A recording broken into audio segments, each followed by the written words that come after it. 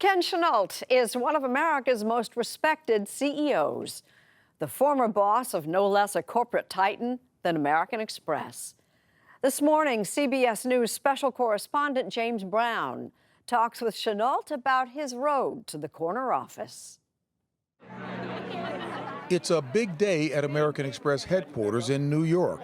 After 37 years, this is CEO Ken Chenault's last day. Thank you. And thousands of employees have shown up to say goodbye. Ken has been an incredibly empathetic and amazing leader. Chenault is a rock star to the green card faithful.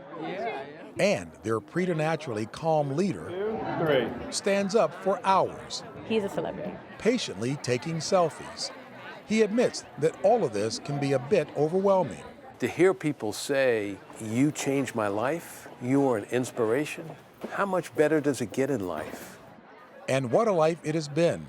At the time of his retirement in February, Ken Chenault was one of just 4 African Americans running a Fortune 500 company. Someone told me, I can't conceive of an African American ever running a major division at American Express. And my response was, then you haven't met many African Americans. He's a class act, very simply.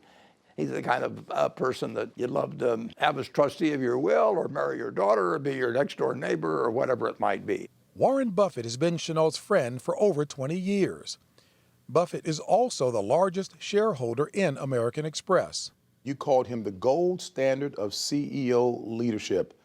Pretty high praise. What did you mean by that? Well, I meant that you couldn't do better than to look at not only what Ken has accomplished, but the way he's done it. Born in 1951, Ken Chenault grew up in a mostly African-American neighborhood on Long Island, New York. The third of 4 children, his father was a dentist and his mother a dental hygienist. How would you describe your upbringing, your childhood? I had 2 parents who really cared about us. I'll never forget the headmaster of the school telling me this story when I was about to graduate from high school, saying when your mother was investigating our school, she said, I want an environment where if one of my children has the opportunity, they can be president of the United States. He attended private school and then went on to Bowdoin College in Maine. Very turbulent times when we were in college. Yes. What kind of influence did what America was going through at that time have on you? It had a profound influence on me. I received opportunities as a result of Brown v. Board of Education to be there and to witness and to be involved in the civil rights movement was very important. But at the same time, I wanted to be open to people from all over the world. His worldview expanded when he went on to Harvard Law School. And while there, he met his future wife, Catherine. One of the things that attracted me to Ken was his intelligence, the way he treats other people, and his integrity. Those are the qualities my mother had told me to look for. They married in 1977. Kathy became a lawyer as well. I had no idea when I was in law school that I was going to pursue a career in business. What I did know is that I wanted to be a leader. In 1981, Chenault was recruited by American Express, and he took on a big challenge, running a division that was in trouble. They were losing money. And I really was able to put together a team and figure out how to motivate people to do things that they didn't think were possible.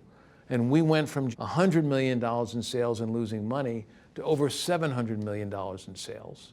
And it was one of the most formative experiences of my career.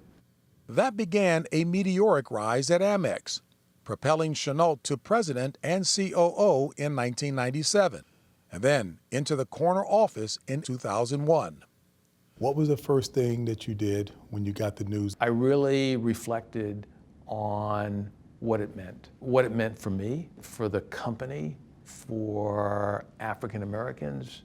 I really saw it as a privilege. Just months later, his leadership was tested on 9/11. American Express lost 11 employees and suffered major damage to its headquarters. It was a horrific tragedy for the world and for America. And I assembled all of our employees in the area to Madison Square Garden. Our company is sound. Our hearts are even stronger. And our minds will get clearer. We will overcome. American Express rebuilt. Wall Street watched Washington with shock and fear. Amex was tested again in the Great Recession of 2008. It was a scary time for anybody running a big financial institution. He kept his head while others were losing theirs, and I never worried about Ken taking us through a very stormy sea. Chenault was CEO of American Express for 17 years. Now at 67, he is taking his leadership to Silicon Valley as a venture capitalist and board member of Facebook and Airbnb. Has technology and digital done enough to change the broader society? I think there's more to do there. For the Chenaults and sons Kenneth and Kevin, it was an emotional farewell. American Express employees from around the world gathered to show their appreciation. Every country we went to, people were crying. It was emotional. I was crying, you know. What did that kind of reaction from the employees say to you about your husband? No, that's all right. I'm loving this. Go ahead, Kathy. What did it say? Her husband held it together for the most part, but on that last day, even he got a bit emotional. Thank you for giving me the opportunity of my life. I love you.